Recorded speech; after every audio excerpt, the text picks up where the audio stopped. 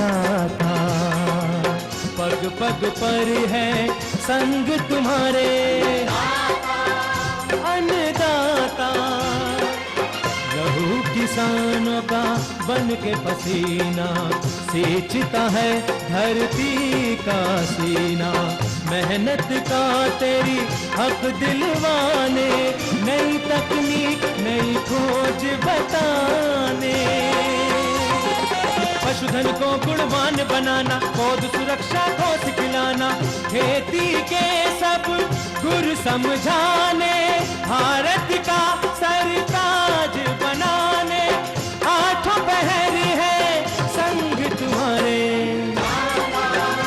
अन्नदाता, अन्नदाता। नमस्कार, मैं कात्यायनी चतुर्वेदी आप सभी दर्शकों का अन्नदाता कार्यक्रम में बहुत स्वागत करती हूं। और हर रोज की तरह कार्यक्रम में लेकर आई हूं खेती बाड़ी से जुड़ी हुई बहुत सारी लाभकारी जानकारियां। तो चलिए सबसे पहले देखते हैं क्या है विशेष आज के कार्यक्रम में। भरपूर उत्पादन लेने के लिए मूंगफली की वैज्ञानिक खेती पर जानकारी।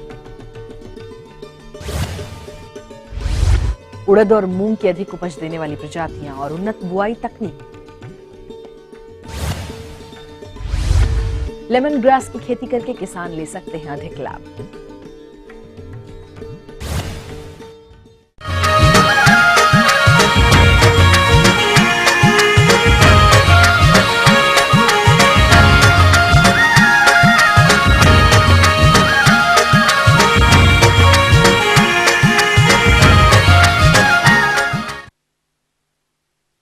हमारे राज्य में मूंगफली की खेती मुख्यतः झांसी, हरदोई, सीतापुर, खीरी, उन्नाव, बहराइच, बरेली, बदायूं और एटा जिलों में अधिक क्षेत्रफल पर की जाती है। और जो किसान भाई मूंगफली की खेती करना चाहते हैं वो इस फसल से अधिक उत्पादन लेने के लिए कौन कौन सी उन्नत किस्मों का चयन करें और किस प्रकार से करें मूंगफली की वैज्ञानिक विधि से खेती, इस बारे में जानकारी दे रहे हैं।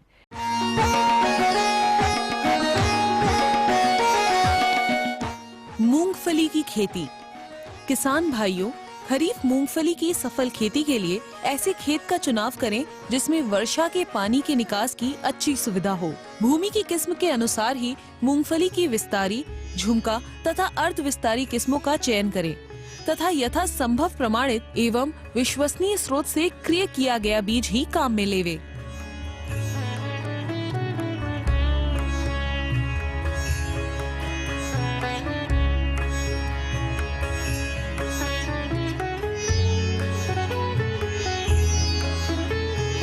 खरीफ मूंगफली की बुआई का उपयुक्त समय जून से मध्य जुलाई तक है। खेत की अच्छी तैयारी के बाद दीमक प्रभावित क्षेत्रों में क्यूनाल्फास 1.5% चूर्ण की 25 किलोग्राम मात्रा प्रति हेक्टेयर की दर से बुआई से पूर्व अंतिम जुताई के समय खेत में अच्छी प्रकार मिलाएं।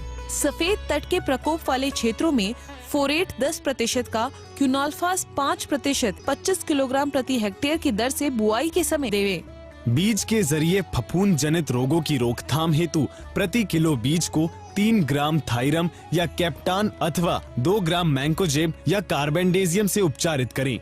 कालर सड़न तथा उकठा रोगों के प्रकोप से फसल को बचाने के लिए 4 से 8 ग्राम ट्राइकोडर्मा से प्रति किलो बीज का उपचार लाभदायक पाया गया है। इन उपचारों के बाद 500 ग्राम नियम कल्चर से भी बीज का उपचार करें।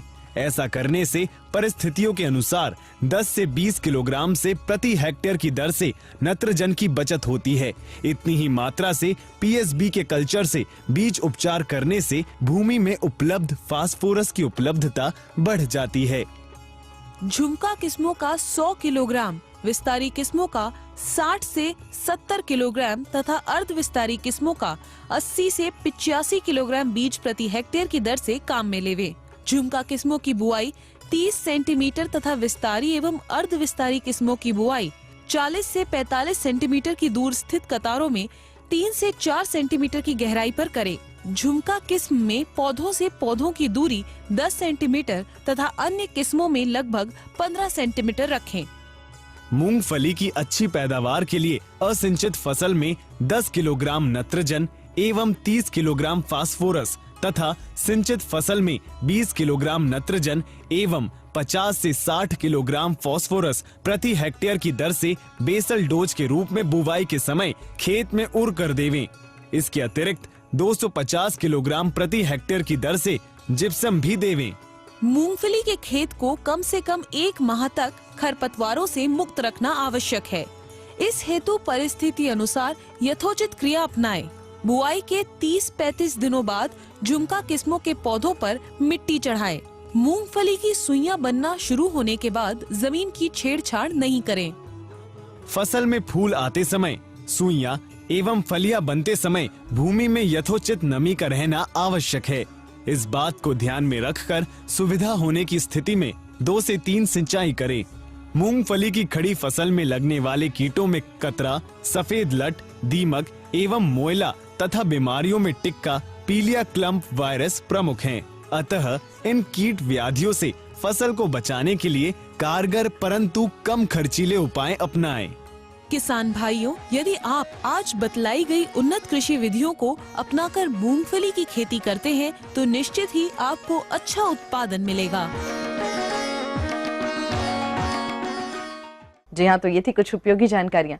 यहाँ एक बहुत छोटे से ब्रेक के लिए रुक रहे हैं, जल्द लौटेंगे और कार्यक्रम में आगे हैं महत्वपूर्ण जानकारियाँ, इसलिए बने रहिए हमारे साथ।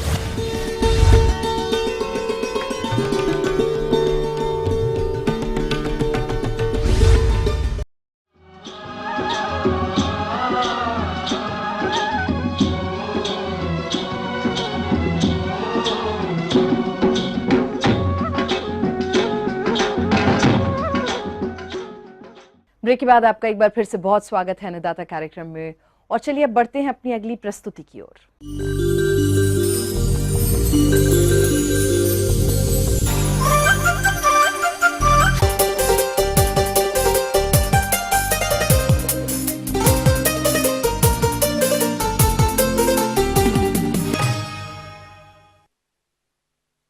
हमारे प्रदेश में खरीफ में उड़द और मूंग की खेती मध्य उत्तर प्रदेश में की जाती है और हमारे कुछ किसान भाई इसकी खेती में लोकल, घरेलू और पुरानी प्रजातियों का चयन कर परंपरागत तरीके से इसकी खेती करते हैं, जिसके जमाव से लेकर फसल में दाना पड़ने तक कई समस्याएं देखी जाती हैं जो कम उपज का कारण भी बनती हैं।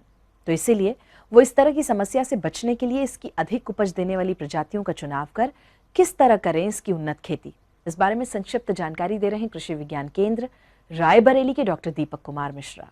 किसान भाइयों, हमारी खरीफ की प्रमुख दलहनी फसलों में उड़द एवं मूंग का प्रमुख स्थान है। मुख्य रूप से इन फसलों का क्षेत्रफल धीरे धीरे हमारे राज्य में पीला रोग की वजह से कम होता जा रहा है, क्योंकि अभी भी पीला चित्तवर्ण रोग रोधी प्रजातियों के प्रचलन में आने के बाद भी किसान भाई इन प्रजातियों का समुचित लाभ नहीं ले पा रहे हैं। उड़द की प्रमुख रूप से खेती हमारे मध्य क्षेत्र के ज़िलों में की जाती है। खेत की तैयारी के वक्त भी हमें विशेष रूप से ध्यान देना चाहिए कि हमारा जो नमी है वो पर्याप्त हो, जिससे कि हमारा जो अंकुरण है वो अच्छा हो। और इन प्रजातियों के प्रयोग के समय अपना देसी हल से मिट्टी पलटने वाले हल से अपनी एक जुताई करने के उपरांत आप जो है 2 से 3 जुताई देसी हल या कल्टीवेटर से करके पाटा लगा करके अपनी नमी को संरक्षित करने के बाद यदि ऊपर आप जो है बुआई करते हैं तो आपका जमाव बहुत अच्छा होगा और आपको उत्पादन भी भरपूर प्राप्त होगा। उर्वरकों का प्रयोग। मूंग की अच्छी पैदावार के लिए प्रति हेक्टेयर 10 किलोग्राम नत्रजन, 45 किलोग्राम फास्फोरस तथा 20 किलोग्राम गंधक बुआई के समय कूड़ों में देना चाहिए। इसी प्रकार उड़द की फसल में 15 किलोग्राम नत्रजन, 45 किलोग्राम फास्फोरस तथा 20 किलोग्राम गंधक प्रति हेक्टेयर की दर से बुआई के समय कूड़ों में देना चाहिए। और इसमें मुख्य रूप से जो प्रचलित प्रजातियां हैं उनमें आज़ाद उड़द 1, आज़ाद उड़द 2 और आज़ाद उड़द 3 प्रचलित प्रजातियां हैं, जो कि कृषि चंद्रशेखर आज़ाद कृषि एवं प्रौद्योगिकी विश्वविद्यालय कानपुर द्वारा विकसित की गई हैं। इन प्रजातियों में मुख्य विशेषता ये है कि ये पीला चित्रवर्ण रोग रोधी हैं और इन प्रजातियों का प्रयोग करके किसान भाई उड़द की अच्छे उत्पादन ले सकते हैं। इन प्रजातियों में की पकने की अवधि 80 से 85 दिन की है और इनकी उत्पादन क्षमता लगभग 8 से 10 कुंटल प्रति हेक्टेयर आती है। इसी प्रकार से मूंग की भी बहुत सारी अच्छी प्रजातियों का विकास हमारे विभिन्न राज्य कृषि विश्वविद्यालयों द्वारा एवं भारतीय दलहन अनुसंधान केंद्र द्वारा किया जा चुका है, जिसमें कि सम्राट सबसे उपयुक्त प्रजाति है, जिसका कई वर्षों से किसान भाई प्रयोग में ला रहे होंगे और ये पूरे देश की एक उत्कृष्ट प्रजाति है, जिसकी की पकने की अवधि मात्र 60 दिन की है और ये 60 दिन में ही पक करके तैयार हो जाती है। इसके अतिरिक्त हमारी मेहा IPM 02-3 एवं IPM 02-14 ये नवीन प्रजातियां भी भारतीय दलहन अनुसंधान संस्थान कानपुर द्वारा विकसित की जा चुकी हैं, जिनकी की पकने की अवधि मेहा की 60 से 65 दिन है तथा IPM 02-3 और IPM 02-14 की जो है 60 से 60 दिन है और इनकी उत्पादन क्षमता 12 से 15 कुंटल प्रति हेक्टेयर है और ये प्रजातियां भी पीला चितवर्ण रोग रोधी हैं। बीज में प्रयोग करते समय बीज की मात्रा का भी विशेष ध्यान रखना चाहिए, क्योंकि हमारे खेत में यदि पौधों का जमाव अच्छा होगा तो हमको उत्पादन भी अच्छा प्राप्त होगा। इसलिए बीज दर एक ऐसा कारक है जिसका कि हम समुचित ध्यान नहीं देते हैं और उत्पादन हमारा प्रभावित होता है। मूंग की 25 से 30 किलोग्राम तथा उर्द की 30 से 35 किलोग्राम प्रति हेक्टेयर बीज की आवश्यकता होती है। उड़द एवं मूंग के बीजों को 2.5 ग्राम थीरम एवं 1 ग्राम कार्बेंडाजिम से प्रति किलोग्राम बीज की दर से शोधन करना चाहिए। इससे प्रारंभिक अवस्था में रोग प्रतिरोधक क्षमता बढ़ती है और बीज का जमाव अच्छा होता है एवं पौधों की संख्या में कमी नहीं होने पाती। बीज उपचार। उपयुक्त बीज को शोधित करने के बाद एक बोरे पर फैलाकर बीज को राइजोबियम कल्चर से उपचारित करें, जिसकी विधि इस प्रकार है। आधा लीटर पानी में 50 ग्राम गुड़ घोल लें। इस घोल में 200 ग्राम राइजोबियम कल्चर का पूरा पैकेट मिला दें। इस मिश्रण को 10 किलोग्राम बीज के ऊपर छिड़क कर हल्के हाथ से मिलाएं, जिससे बीज के ऊपर एक हल्की परत बन जाए। इस बीज को छाया में 1 से 2 घंटे तक सुखाएं, तत्पश्चात बुवाई करें। बुआई के समय में विशेष रूप से ध्यान रखें कि यदि आप आज़ाद किस्म आज़ाद 1, आज़ाद 2, आज़ाद 3 इन प्रजातियों का प्रयोग कर रहे हैं तो जुलाई के तृतीय सप्ताह से अगस्त के द्वितीय या तृतीय सप्ताह तक इनकी बुआई कर लें और अगर शेखर प्रजातियों का प्रयोग कर रहे हैं तो जुलाई अंतिम सप्ताह से अगस्त तीसरे सप्ताह तक आप इन प्रजातियों की बुआई कर सकते हैं। मूंग एवं उर्द की बुवाई देशी हल के पीछे कुड़ों में 4-5 सेंटीमीटर की गहराई पर करना चाहिए तथा पंक्ति से पंक्ति की दूरी 25 से 30 सेंटीमीटर रखना चाहिए। इसकी बुवाई सीड ड्रिल के द्वारा भी आसानी से की जा सकती है। तो आगे और भी कुछ रोचक जानकारियां हैं, लेकिन यहाँ एक छोटे से ब्रेक के लिए रुक रहे हैं, जल्द होंगे हाजिर।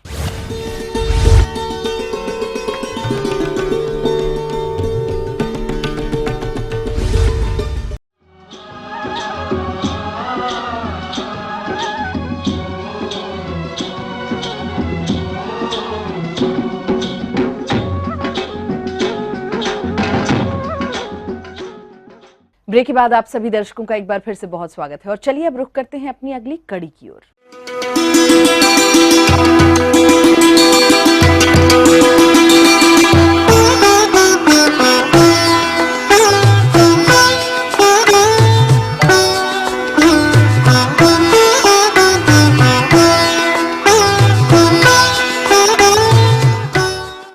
किसान भाइयों, कृषि से यदि अधिक लाभ प्राप्त करना है तो परंपरागत फसलों के साथ साथ आधुनिक तरीके से फल, सब्जी, फूलों और औषधि फसलों की खेती करनी होगी, तभी आप कृषि से अच्छा लाभ ले सकेंगे। और इसी के तहत आज हम यदि औषधि फसलों के अंतर्गत लेमन ग्रास की बात करें तो इसकी खेती करके किसान अधिक लाभ ले सकते हैं। इसलिए जो भी किसान इसका रोपण करना चाहते हैं वो इसकी रोपाई किस तरह से करें, इस बारे में जानकारी के लिए आइए मिलते हैं पंतनगर कृषि विश्वविद्यालय के औषधि पौध विशेषज्ञ डॉक्टर DS नेगी से। किसान भाइयों, इस समय आप लोग जो है लेमन ग्रास की खेती कर सकते हैं और लेमन ग्रास जो है इसकी खेती की बात कर रहे हैं तो एक आपके पास यूनिट जो है होनी चाहिए जिसमें आप उसका तेल निकाल सकें। इसकी खेती करने से पहले यह जान लेते हैं कि इससे प्राप्त तेल का उपयोग क्या है।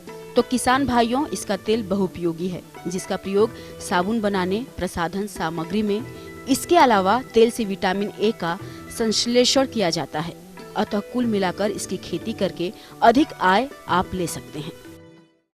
इसके लिए सबसे पहले खेत की अच्छी से तैयारी कर लें आप लोग। उसको अच्छी तरह से दो जुताई करके बढ़िया से जो है उसको पाटा लगा के खेत को तैयार कर लें। कि आपके पास अगर गोबर की खाद, सड़ी हुई खाद है तो उसको भी आप जो है 15-20 टन प्रति हेक्टेयर के हिसाब से आप उसको मिला सकते हैं। खेत में जुताई करते अंतिम जुताई के समय जो है उसको अच्छी तरह से उसमें मिला लें, और जिससे कि वो जो है मिट्टी की जो है उर्वरा क्षमता बनी रहती है और आपको अच्छी क्वालिटी का तेल और अच्छी फसल आपको जो है प्राप्त होती है।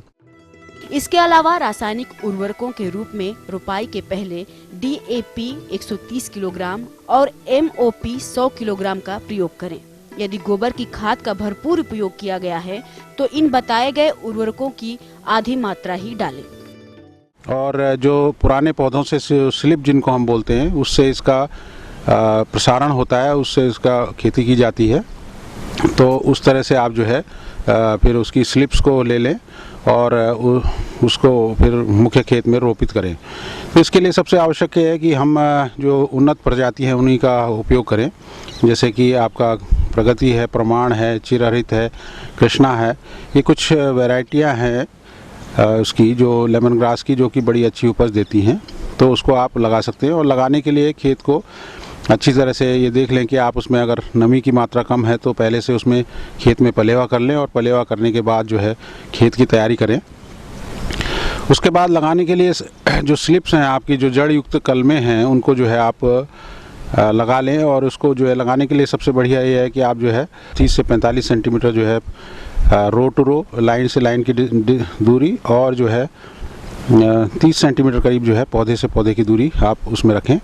तो इसमें क्या होता है कि फिर आप जो है धीरे धीरे पौधे बढ़ते हैं और उसमें फिर कल्ले निकलने शुरू होते हैं और वो फिर कल्ले बड़े होते जाते हैं। और काफ़ी जो है जब बड़े कुछ दिनों बाद जो है करीब 4-5 महीने बाद जो है आप जो है उसकी कटाई कर सकते हैं। जैसे मैंने कहा कि खेत में लगाने के बाद जो है 4-5 महीने बाद आपकी फसल जो है काटने लायक हो जाती है और उसकी आप जो है करीब जो है 15 सेंटीमीटर ऊपर से ज़मीन से उसकी कटाई करें।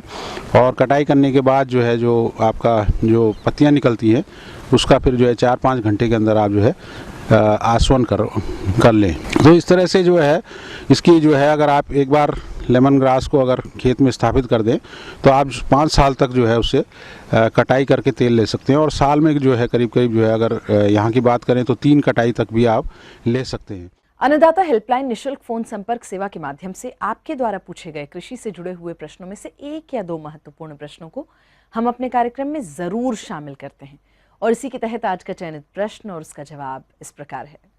अन्नदाता निशुल्क फोन संपर्क सेवा के माध्यम से पूछे गए प्रश्नों में से आज हमने जिस प्रश्न को कार्यक्रम में शामिल किया है उसे पूछा है डेरापुर जिला कानपुर देहात के कृषक सुदर्शन लाल ने।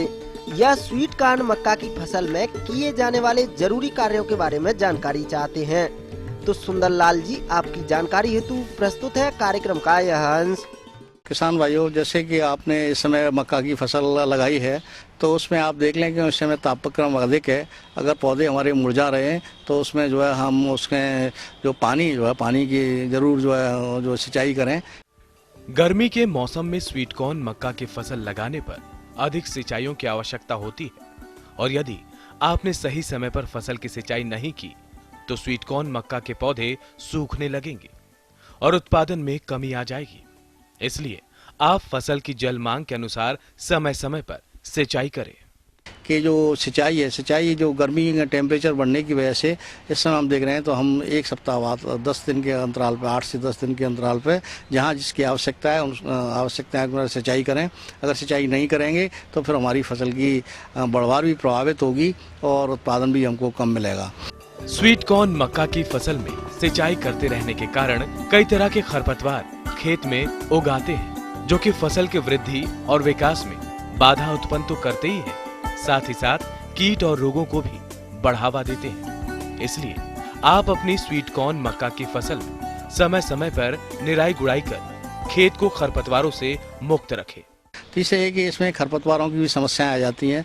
तो खरपतवारों के लिए इसमें जो है देखिए बोने के तुरंत बाद हम मेट्राजीन का प्रयोग कर सकते हैं 1 किलोग्राम प्रति हेक्टेयर। और खड़ी फसल में जब हमारी फसल 25 से 30 दिन की हो जाए उस समय हम 2,4-D जो हमारी चौड़ी पत्ती वाले खरपतवारों को नियंत्रण करने के लिए जो लिक्विड आती है उसको आधा लीटर प्रति एकड़ के हिसाब से हम जो है 200 लीटर पानी मिला करके हम छिड़काव कर दें तो उससे जो हमारे चौड़ी पत्ती वाले काफ़ी खरपतवार जो होते हैं वो नष्ट हो जाते हैं और हमारी फसल को कोई नुकसान नहीं होता। स्वीट कॉर्न मक्का के उचित बढ़वार में उर्वरकों का महत्वपूर्ण स्थान होता है। इसी बात को ध्यान में रखते हुए स्वीट कॉर्न मक्का की फसल में यूरिया उर्वरक का प्रयोग कब और कितनी मात्रा में करना है, आइए जानते हैं। दूसरा ये कि जो हम खाद देते हैं मक्का में 100 से लेकर के 120 किलोग्राम नाइट्रोजन, 60 किलोग्राम फास्फोरस और 40 किलोग्राम पोटास प्रति हेक्टेयर हम प्रयोग करते हैं। अगर जहां गंधक की कमी है वहां 30 किलोग्राम गंधक प्रति हेक्टेयर हम प्रयोग कर सकते हैं, जिसमें फास्फोरस और पोटास की पूरी मात्रा और गंधक की पूरी मात्रा बोने की समय पर देना है। और जो शेष जो आधी नाइट्रोजन जो बची है आधा हमको बुआई के समय पर देना है और आधा जो है हमको टॉप ड्रेसिंग में 2 बार में देना है। तो एक पहली सिंचाई पर दे दें, एक दूसरी सिंचाई पर हम दे सकते हैं। किसान भाइयों, स्वीट कॉर्न मक्का की फसल को चोटी बेधक कीट द्वारा अधिक हानि पहुंचाई जाती है, लेकिन हमारे कुछ किसान भाई इसकी रोकथाम के उपायों पर कोई विशेष ध्यान नहीं देते हैं, जिससे उनकी फसल कमजोर हो जाती है और उत्पादन भी बहुत कम प्राप्त होता है। तो कैसे करें इस कीट का नियंत्रण, आइए जानते हैं। दूसरा किसान भाई एक चीज़ और है कि जब मक्का हमारी 1 महीने की हो जाती है तो हम उसमें कभी कभी हमको ये शिकायत मिलती है कि उसमें एक तना छेदक जो कीट आता है तो वो तने में छेद कर देता है, जिससे कि वो हमारा ऊपर का जो है सूख जाता है भाग। तो उसके लिए हम जरूरी है कि हम जब बुवाई करते हैं उस समय या तो फॉरेट टेंडी जो भी दवा आती है उसकी 8 से 10 किलोग्राम प्रति एकड़ के हिसाब से जो है हम बुवाई के समय पर हम प्रयोग करें। तो उससे क्या है कि वो कीड़ा नुकसान नहीं पहुंचाएगा। अगर तनाछेदक का कहीं पर भी आपको प्रकोप दिखाई देता है तो आप उसमें जो है कोई भी कीटनाशक जो सिस्टमिक हो उसको जो है छिड़काव कर सकते हैं और उससे जो है कीड़ा हमारा जो है नष्ट हो जाएगा और हमारा तना स्वस्थ रहेगा, तो उसमें भुट्टा भी स्वस्थ आएगा। तो इस चीज़ का हम ध्यान रखेंगे तो निश्चित रूप से जो हमारा मक्का है मक्के का अधिकतम उत्पादन ले सकते। इसी कड़ी में जो दूसरा प्रश्न कार्यक्रम में शामिल किया है उसे पूछा है मैनपुरी के कृषक ब्रजेंद्र कुमार ने। यह रोटावेटर जुताई यंत्र के बारे में जानकारी चाहते हैं। तो ब्रजेंद्र कुमार जी, आपकी जानकारी हेतु प्रस्तुत है कार्यक्रम का यह अंश। हम आज आपको एक जमीन को तैयार करने के लिए, अच्छे से खेती योग्य बनाने के लिए हम आपको एक अच्छे औजार से परिचित करवाते हैं जो ट्रैक्टर चलित है। इसको हम लोग रोटावेटर बोलते हैं। किसान भाइयों, ये रोटावेटर यंत्र क्या है और यंत्र किस प्रकार से कार्य करता है, किसानों के लिए किस प्रकार उपयोगी है, आइए जानते हैं। यह एक हमारी जमीन को सबसे पहले जोतने के लिए बहुत ही उपयोगी हल है। इसमें ब्लेड लगी हुई हैं जो इतने रिवॉल्यूशन मतलब चक्कर प्रति मिनट लगाती हैं कि जमीन का एक एक कण चूर चूर होके उसमें जितनी भी खरपतवार होती है, जितने भी उसमें ढेले कंकड़ पत्थर होते हैं, सब चूर चूर हो जाते हैं। किसान भाइयों, रोटावेटर यंत्र कितने प्रकार के होते हैं, आपके लिए कौन सा यंत्र उपयोगी है और इसे किस प्रकार से प्रयोग करें, आइए जानते हैं। यह रोटावेटर हमारा ट्रैक्टर से चलता है। ट्रैक्टर से भी चलाने के लिए हमको 30 horse power, 35 horse power, 45 horse power, हम 1 मीटर चौड़ाई वाला, 1.5 मीटर चौड़ाई वाला, हम 2 मीटर चौड़ाई वाला कोई भी रोटावेटर ले सकते हैं हमारी ज़मीन की उपलब्धता और हमारे पास जितना पूंजी उपलब्ध है उसके आधार पर। इसके अलावा रोटावेटर यंत्र से धान के खेतों की तैयारी की जा सकती है। इस यंत्र से खेत को तैयार करने से समय, पूंजी की बचत तो होती ही है, साथ ही खेत भी एक समान बुवाई योग्य तैयार हो जाता है। किसान भाइयों, ये यंत्र सुचारू रूप से कार्य करे, इसके लिए इसको प्रयोग करने से पहले और प्रयोग करते समय कौन कौन सी बातों पर विशेष ध्यान दें, आइए ये भी हम आपको बताते हैं। इसका जो अटैचमेंट होता है, ये जो हमारा 3 पॉइंट ट्रैक्टर में जो लिंकेज होता है, जिससे हम लोग कल्टीवेटर को लगाते हैं या अन्य उपकरणों को लगाते हैं, तो देखिए इसमें बिल्कुल इसी प्रकार से हम लोग सेट करते हैं। अगर हमको गहराई कम ज़्यादा इसकी रखना है, इसको डाउन करना है, हम इसको एडजस्ट करते हैं जैसा कि कल्टीवेटर में करते हैं, और इधर से भी हम सेट करके और बढ़िया से इसको फिट करके और इसके सारे लीवर को पिन के साथ ज्वाइन कर देते हैं, ताकि किसी प्रकार की चलते समय हमको बाधा उत्पन्न ना हो और चक्के से ये टकराए। दूसरा चीज, ये नट खोल के और हमको इस जगह देख लेना है, क्योंकि ये चेन से घूमता है, तो ये जो चेन है ये काम करती है, और हमेशा हमको कुछ घंटों के बाद चेक करना होगा कि इसमें कहीं मोबिल कम तो नहीं हो गया है जितने घंटे चलने के बाद, और एक निश्चित अवधि के बाद हमको इसका मोबिल बदलना पड़ता है, क्योंकि सारा सिस्टम हमारा मोबिल से इस रोटावेटर में चलता है। बीच बीच में हमारे किसान भाइयों एक चीज़ ज़रूर देखिएगा कि चलते चलते कभी कभी कोई नट ढीला हो जाता है, कभी रख रखाव ठीक हो जाता है, कभी जो नीचे हमारी ब्लेड लगी हुई हैं, इधर देखिए ये जो ब्लेड लगी हुई हैं, ये ब्लेड का भी नट कभी कभी हमारा ढीला हो जाता है। कभी कभी कोई ब्लेड ज़्यादा खिंच जाती है, तो हमारी उस इतना चौड़ा, मान लीजिए 1 मीटर हम चौड़ाई में काम कर रहे हैं या 2 मीटर में कर रहे हैं, तो क्या होगा, इतना बड़ा पेच हमारा ठीक से तैयार मिट्टी वहाँ पर नहीं हो पाती। तो वैसी अवस्था में हमको उनको ब्लेड को या तो बदल देना आवश्यक हो जाएगा, या जो नट ढीले होंगे उनको टाइट करके अच्छे से रखना होगा।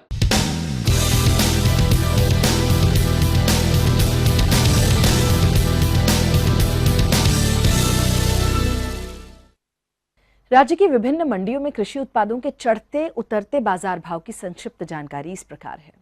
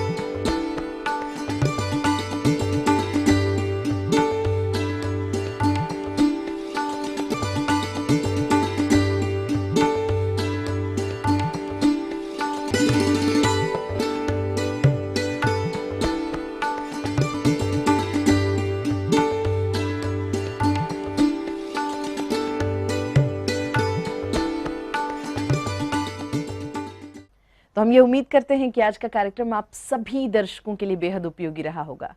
किसान भाई और अन्नदाता आपकी सेवा के लिए संकल्परत है, और कृषि संबंधित समस्या और सुझावों के लिए आप हमें इस पते पर संपर्क भी कर सकते हैं। प्रोड्यूसर अन्नदाता, ETV Uttar Pradesh Uttarakhand, Ramoji film city Hyderabad 501512।